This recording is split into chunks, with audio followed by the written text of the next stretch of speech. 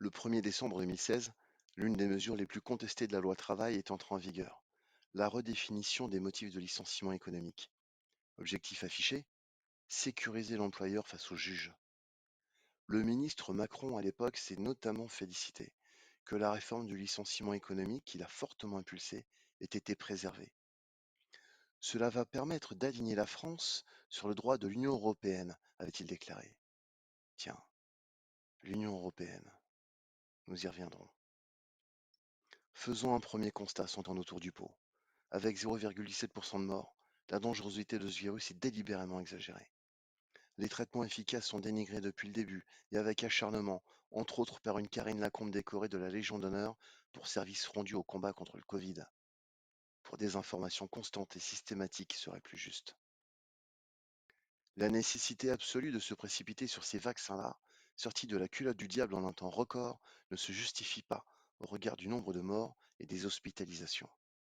Les variants se transmettent plus facilement sans être plus agressifs et ne tuent pas davantage. Le ministre de la Santé confond sciemment les termes malade et contaminé. Et les labos négocient directement et dans le plus grand secret leur contrat avec l'Union européenne.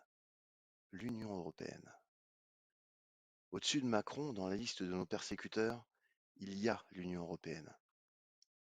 Mais ce n'est pas une persécution simplement administrative et technocratique. C'est beaucoup plus pourri que ça.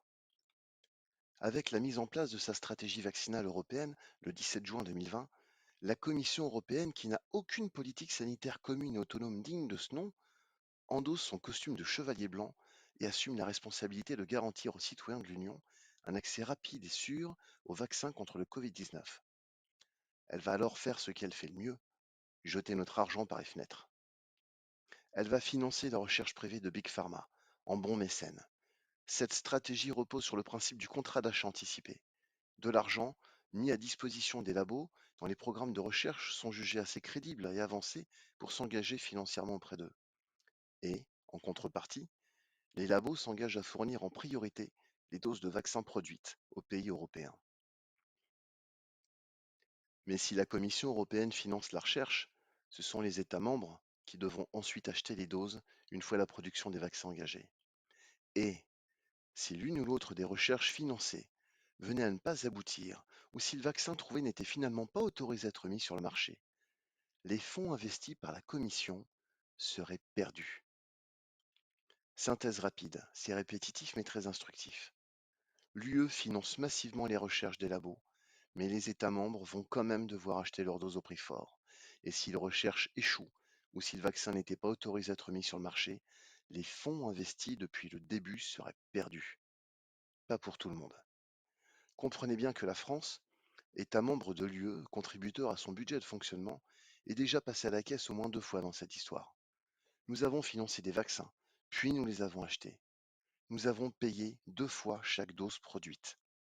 Et les labos qui, engrangeant déjà quelques milliards tombés du ciel dans l'opération, ont en plus communiqué innocemment sur les résultats supposés de leurs produits, les fameux 90% dont nous sommes très loin, soulignons-le, provoquant des bonds de leurs actions en bourse et générant encore quelques milliards au passage.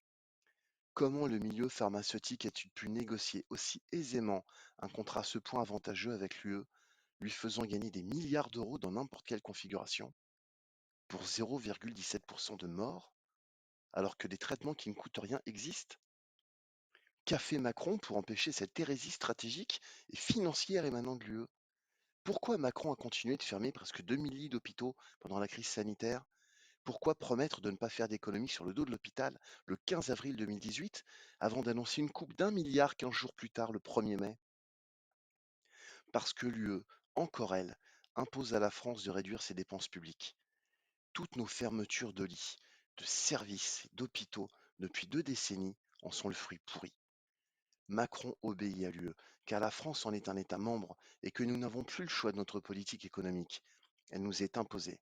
Et Macron, en fervent européiste, est particulièrement zélé. La France n'est plus présidée, elle est gérée, administrée. L'abandon du franc, les fusions de nos communes, de nos régions, la négation de notre culture par le chef de l'État ont pour dessein notre intégration progressive et feutrée dans un modèle plus vaste et uniformisé, l'Union européenne et la zone euro. Nous allons être dissous et disparaître dans les sables mouvants car c'est la fonction de l'UE et la volonté de ceux qui œuvrent en coulisses. Bonne nouvelle, nous commençons à nous approcher de la vérité. Macron est le valet de l'UE, mais l'UE n'est qu'une vitrine. Car, entre parenthèses, l'argument de l'euro comme monnaie unique pour rivaliser avec la Chine et les États-Unis, en payant les uns pour bâtir des ponts en Europe ou acheter des avions de combat aux autres, au lieu de privilégier notre propre industrie, c'est une fumisterie sans borne. Quel rapport avec le Covid? Nous y venons. Qui prend ces décisions absurdes au sein de l'UE? Qui sont ces technocrates qui nous imposent leur vision socio-économique? Élise Lucet avait démontré de façon très claire que les textes approuvés par les députés européens sont parfois des copier-coller à la virgule, sans même avoir été relus, car comportant exactement les mêmes fautes de frappe à l'occasion, émanant directement des lobbies, ceux de l'industrie du tabac et ceux de l'industrie pharmaceutique bien entendu. Comment expliquer autrement la nature des contrats signés avec Big Pharma pour les vaccins? L'UE est sous l'influence permanente des lobbies. C'est sa fonction. Économiquement, la gestion sanitaire du Covid par le gouvernement a eu des impacts monstrueux sur notre économie, du fait du confinement et de la fermeture des entreprises pendant cette période. La BCE a sorti de son chapeau un plan de relance de 750 milliards qu'il faudra rembourser pour oxygéner toute la zone euro. Pourquoi un tel plan n'a jamais été envisagé une seule fois pour éradiquer la faim dans le monde? C'est trop lourd? Ingérable? Irréaliste?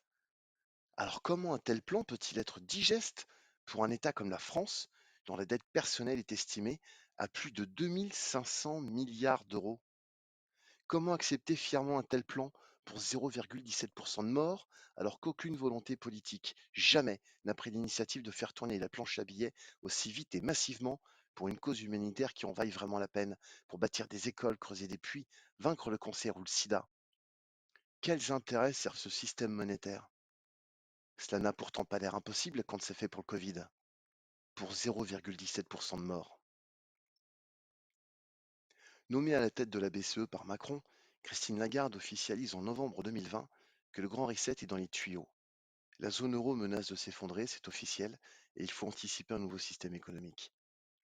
Et si cela faisait partie du plan? Revenons 30 secondes à notre partie d'échecs. Nous avons donc pris une partie en cours de route, et nous avons un certain nombre de coups de retard. Combien? Notre problème profond est que nous sommes en réaction à tout ce qui nous arrive. Nous tentons de réagir, de nous défendre, mais tout ce que nous faisons est fait dans l'urgence. Et tout ce que nous faisons a été anticipé. Nous luttons, ils planifient. Ils s'en amusent probablement. Nous sommes une fourmilière grouillante et gesticulante à leurs yeux. Ce sont des dieux. L'euro va s'effondrer. In fine, le Covid en sera probablement la cause. En 2014, Christine Lagarde, encore patronne du FMI à ce moment-là, évoque pour la première fois le reset monétaire, car l'euro n'est déjà pas au mieux. Cette déclaration a pour cadre le Forum de Davos, celui de Klaus Schwab. En 2014, justement, Macron est intronisé chez Bilderberg. C'est quoi Bilderberg? C'est un groupe qui voit le jour en 1954. Un club VIP, des gens qui font le monde, qui tiennent les cordons de la bourse et décident entre eux de ce qui doit être fait. Bilderberg a la réputation de faire les présidents et les premiers ministres, comme Clinton, Tony Blair, Macron, Édouard Philippe, tous élus ou investis après leur intronisation. Dès 1967, la conférence de Bilderberg est présentée comme faisant partie d'une conspiration mondiale, visant à instaurer un gouvernement mondial dirigé par les États-Unis et prévoyant l'abandon des souverainetés nationales. Or, il n'y a pas de fumée sans feu. Que constatons-nous aujourd'hui? La France n'est plus présidée, elle est gérée, administrée. L'abandon du franc, les fusions de nos communes, de nos régions, la négation de notre culture par le chef de l'État ont pour dessein notre intégration progressive et feutrée dans un modèle plus vaste et uniformisé, l'Union européenne et la zone euro.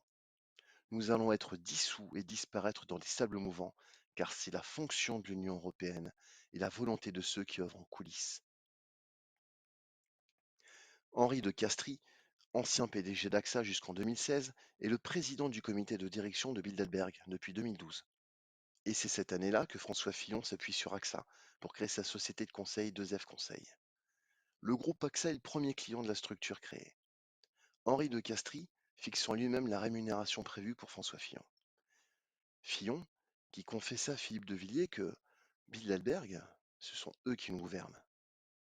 Un François Fillon, bien entendu, également intronisé chez Bilderberg. Charles Michel, président du Conseil européen depuis le 1er décembre 2019, pile avant le début de la crise du Covid et la négociation des contrats entre l'UE et Big Pharma, intronisé chez Bilderberg en 2015. Klaus Schwab est un ancien membre du comité de direction de Bilderberg, pour la petite histoire. Et là, nous touchons du doigt quelque chose de significatif.